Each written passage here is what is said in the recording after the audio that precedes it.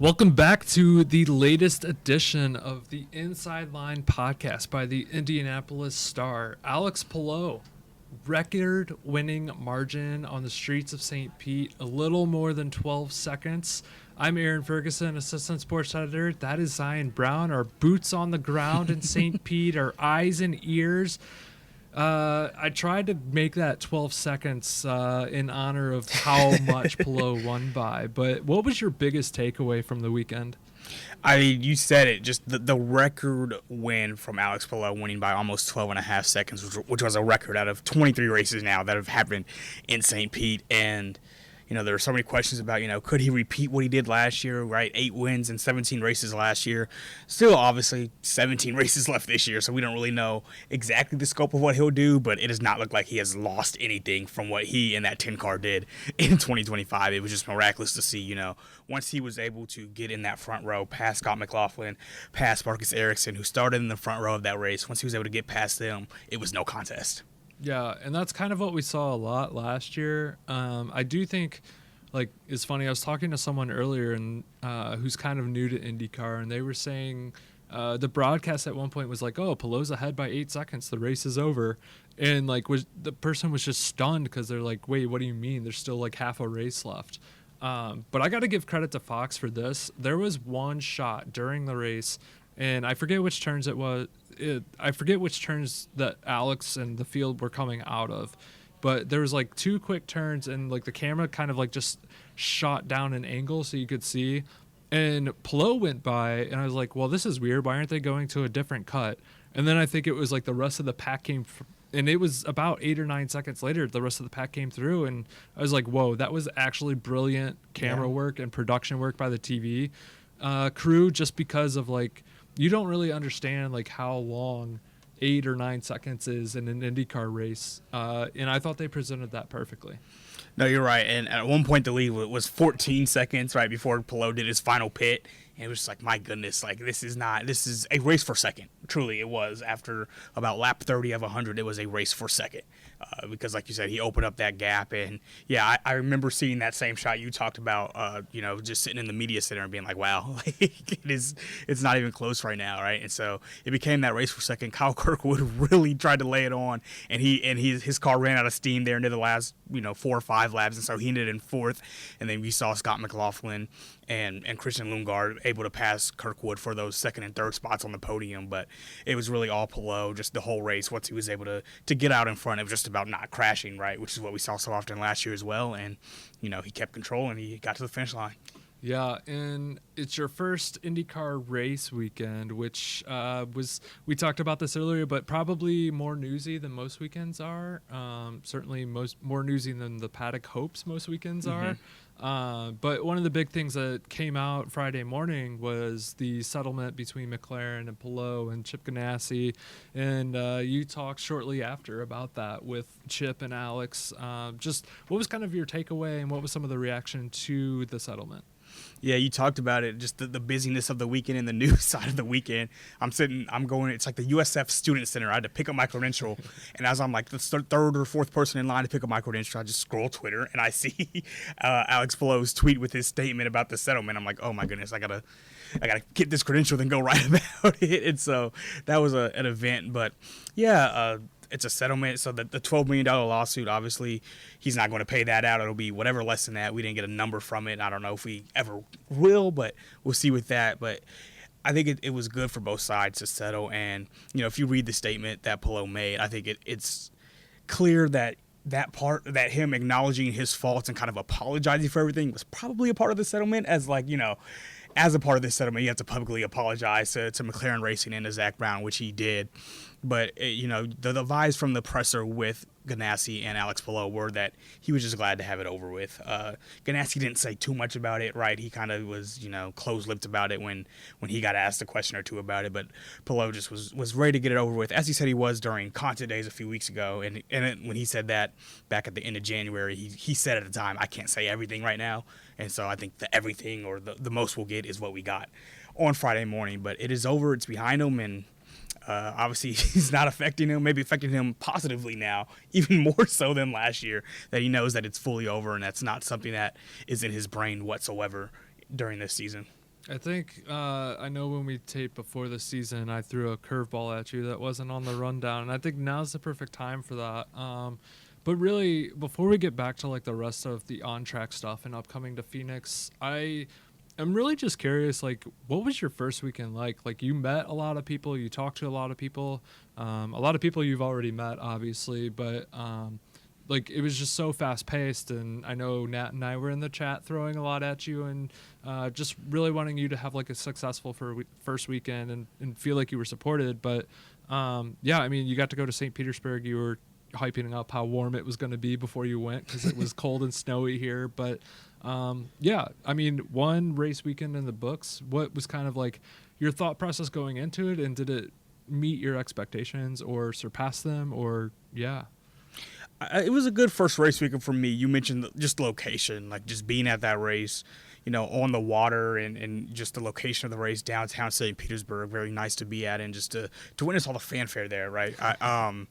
NASCAR having their truck race there helped quite a bit, and it was an exciting race for those who watched. It was a very good race that NASCAR put on Saturday, and so just the atmosphere from the people who go every year, right? It seems like it's been one of the more well-attended races in St. Petersburg, so that's number one. And then just for me, it was about re-meeting a lot of those people you were talking about. I already met throughout January and February, re-meeting some of those people and meeting people for the first time, also who I've heard about, but they may not necessarily be stationed in Indy, so I've never really gotten a chance to introduce myself in person, and so that was a big deal for me. And just getting the lay of the land, it'll be every week for me, right? Since all of these races except for the 500 are new for me, walking in and being like, where is everything is a big deal. But once we got to Saturday afternoon, I'd say, I realized okay, here's where the medical center here in St. Pete. Here's where these hospitality tents are, the garage, of course, the pit lane, all that stuff. So getting all that sorted out and focused in on was a big deal for me. And so once I was able to get that down, I figured out the pace of everything and got to it. I forget if it was practice or qualifying, but I remember there was one driver interview at coming out of the medical tent that Fox did their interview, and then the camera just kind of followed, and I was like, look, there's Zion, there's our guy. I think it was Scott Dixon, because somebody I don't even know who follows me on Twitter tagged me in it, and I was like, and I didn't see it till an hour later, but I was like, oh yeah, there's me on FS2. As you know, there's always hot mics and cameras rolling, so you got to be careful at these things, or not. I mean, we trust you, but it's good to be no double birds or anything. But Dixon, obviously a frustrating weekend. I think he had some issues in practice, and then came up again in the race. Will Power, same thing. These two titans of the series that are always on any given Saturday or Sunday can win the race. Yeah.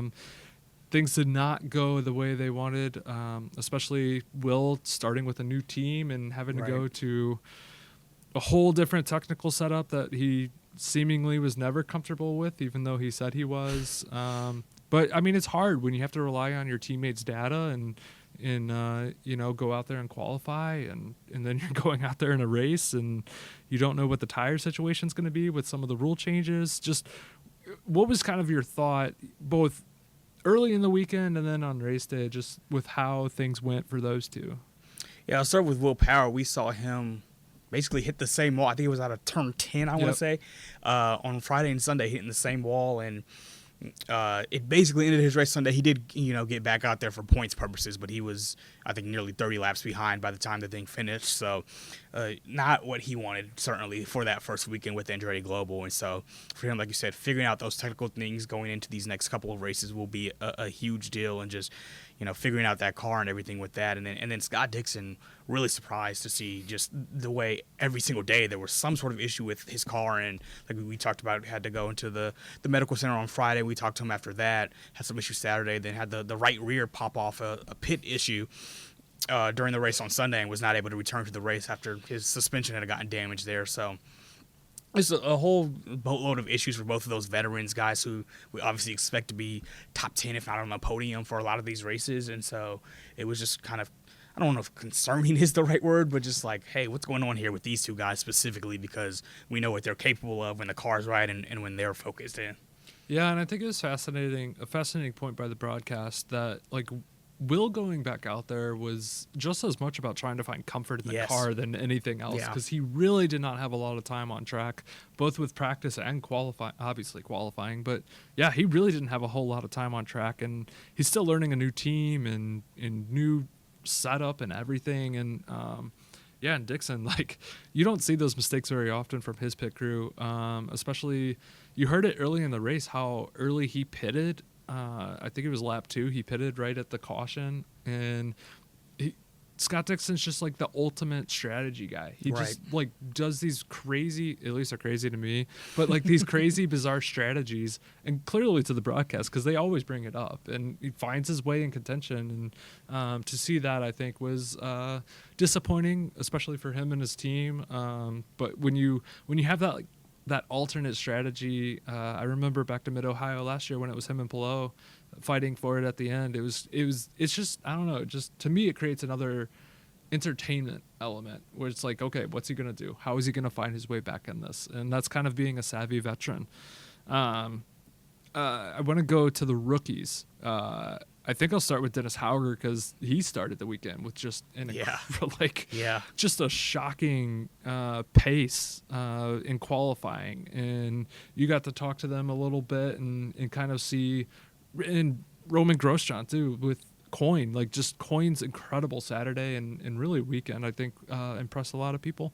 It certainly did, and you talked about Hauger. We'll talk to him again about an hour here over Zoom, so that'll be good to see what he has to say. But for him to qualify higher than Alex Palou, right? Like, I mean, obviously the race was a whole different story, right? And I don't think anybody, even after Saturday, expected Hauger to finish higher than Alex Palou. But to see a rookie in his first IndyCar race do that, it kind of legitimized what he did last year in Indy Next. I feel like, to say, okay, this was real. Him winning 5 races last year in his first Indy Next season, this is a real thing. This guy is going to be a legit threat in the IndyCar series, and he still finished exactly at 10th in the race on Sunday. So that was extremely impressive to see from Hauger, and I think that's somebody to just watch as the season goes on. It's like, okay, we know he's better than we may have thought. Like, can he be on a podium? And I won't even say the word win, because I just don't know if a rookie is going to be able to beat Alex Palou in this series on. But can he get to a podium? Can he get to a top 5? Right? I want to watch that throughout the season with Hauger. And then the other rookie you mentioned there, Mick Schumacher. Not his fault, but Stingray Rob is a row ahead of him and just loses control of his wheel, steering into the left of Santino Ferrucci. Schumacher's car ends up going on top of the car of Ferrucci and Rob, and Rob's car was the only one that was able to actually re-enter the track. The other two were done for the day, and so Rob got a 30-second stop and hold penalty for that as well. But just an unfortunate start, lap 1 for Mick Schumacher, and he took it in stride, right? The video is on the IndyStar TV IndyCar YouTube channel if you want to look at it, but he took it in stride. He said, look, if we qualify better, that doesn't happen, right? And so I respected the humility. I don't know if I would have had that same level of grace given that it was his very first race, and really right now, more than how high he wants to finish or anything, he just wants to get laps in, and he did not get a single lap in this weekend. So interesting to see what happens with him going into Phoenix, because that's an oval, big deal for him, having not raced on an oval before, and want to see if he can, qualify decently and finish that race this weekend. Yeah, I know. It's funny because, like, you can tell that Mick is not your typical rookie. He's a little bit older, obviously, a little bit more experienced. So he brings, like, a veteran personality to the series, I think. The son of Michael Schumacher, obviously. Yeah, I thought that was really interesting. I did think it was also funny that the first caution of the season came 2 turns later than last season. But yeah, I think one of the things is, like, the beginning of races are always just so chaotic. Right. And especially, it's the first race of the season. They've been in cars, but, like, they haven't raced competitively in 6 months. Exactly. At least not in IndyCar. So everybody, you got a little bit extra adrenaline. You're getting going a little bit. Yeah, very unfortunate for him. I think the other thing, to go back to Hauger for a second and Grosjean, that stuck out to me is, like, I remember Dale Coyne at the Nashville race, or before the season finale in Nashville last year, made a pledge that they were going to, well, he made a couple pledges, but one of them was that they were going to have both drivers by Halloween. Obviously, that did not happen. But he did say they were going to be more competitive and that they were not going to be fighting for the leader circle anymore. They were going to be, like, solidly in, and, like, Boy, did they back it up. So far, so good, right? Yeah, no, for sure. Grosjean finished 6th in the race, exactly where he qualified to, so stayed in the exact spot. So to see them get 2 guys in the top 10 was definitely, I think, a surprise to everybody.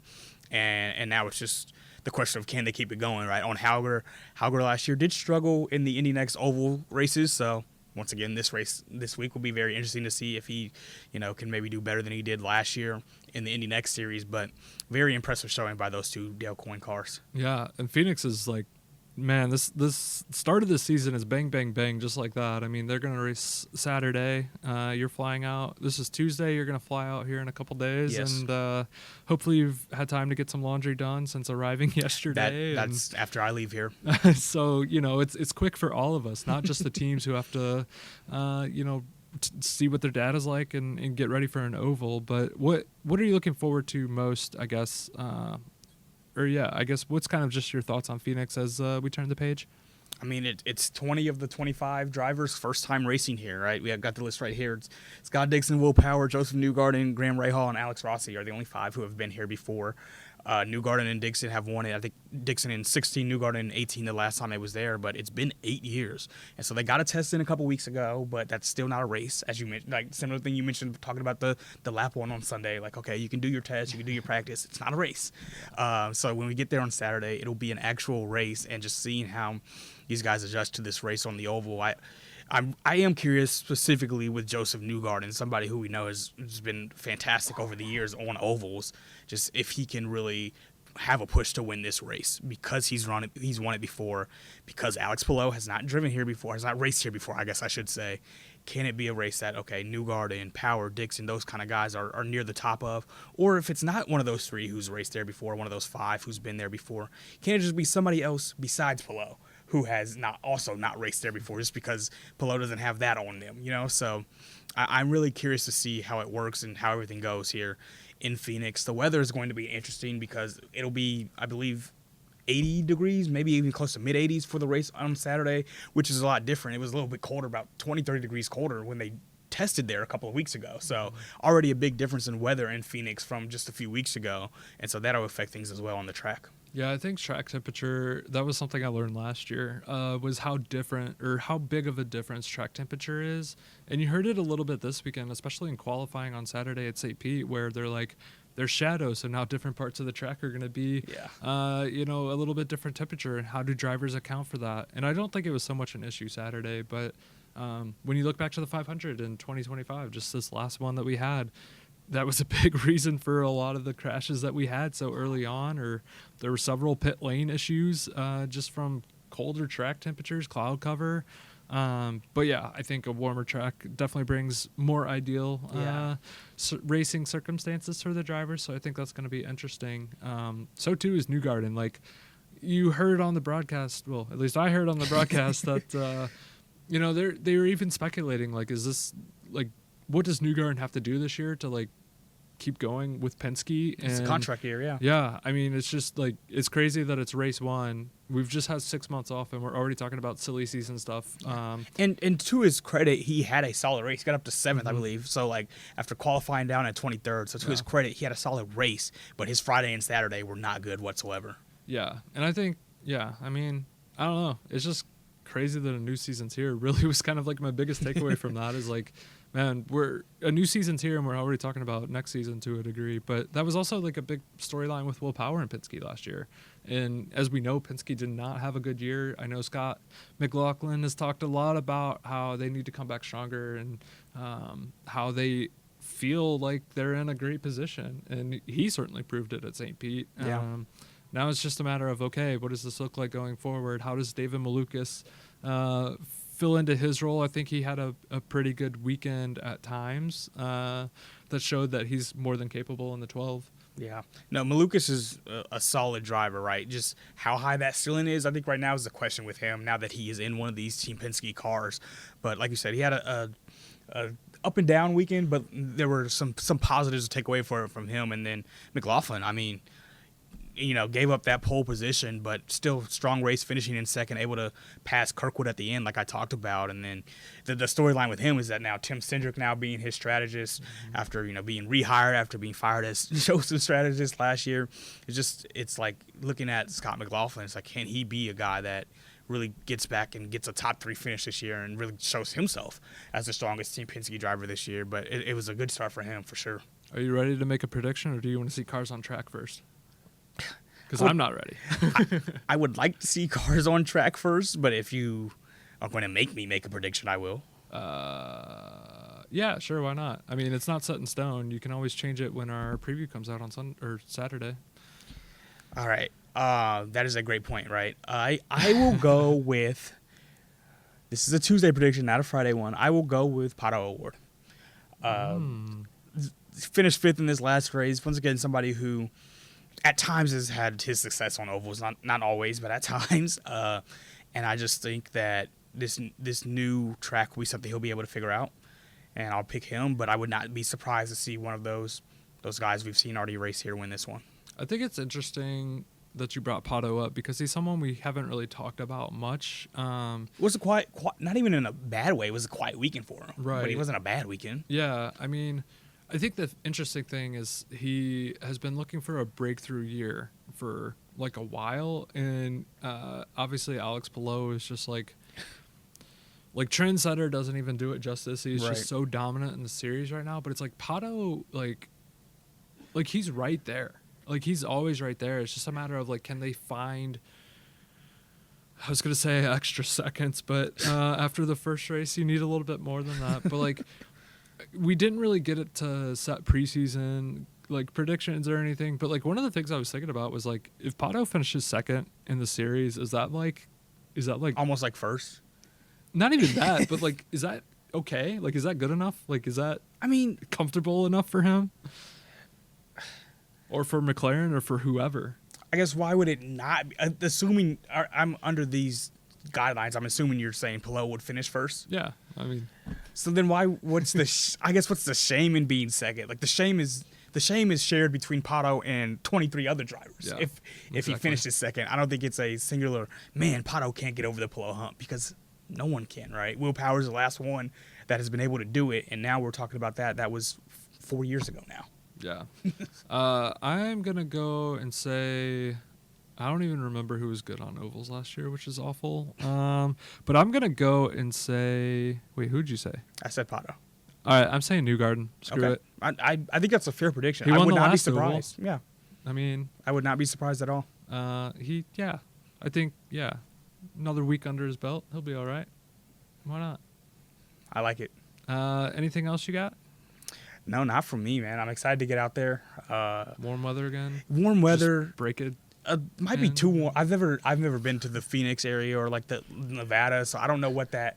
I hear it's another animal, right? So I don't know what it's gonna feel like, but I'm excited for the track. I think fan wise, it's going to be very good this week. Mm-hmm. I think you and I talked just at some point last week about the test when they had the meet and greet. They had to shut people down from coming to the meet and greet because it was in between two tests, basically, or two test sessions. Mm-hmm. So the drivers had to get back out onto the road. But I think it seems like a lot of people in that Phoenix area are excited for IndyCar to be back. Once again, it's a joint weekend this time with the NASCAR Cup Series, not the Truck Series. So I think there'll be a lot of people there at Phoenix Raceway. So I'm excited to be amongst the fans. I will say I flew into Phoenix once, and when we went to go get the rental car, I had not felt a heat like that. I mean, What time of year was it? It was summer. Okay. But like I had been to Vegas before, and like Vegas is a different type of heat too. But like just like from how cool the airport was to when the like automatic doors opened, I was like, what the heck did I just walk into? But it was an excellent time. So That's I think good. it's gonna be. I think you're gonna enjoy it. Hopefully. Hopefully, I hope so too. if you come back and hate it, well, that's on you, But this has been another edition of the Inside Line Podcast presented by the Indy Star. I'm Aaron Ferguson. He's Zion Brown. You can like and subscribe this podcast wherever you get your podcasts. You can find us on YouTube at Indy Star TV, IndyCar. Find all of Zion's analysis off-track videos, medical center, everything. An interview in there last week with Ramazuski, so yeah. Yeah. It's going to be a great place to find extra content that is more than just the words, which you can continue to find on IndyStar.com. And yeah, just thank you for listening, and we'll talk to you again soon.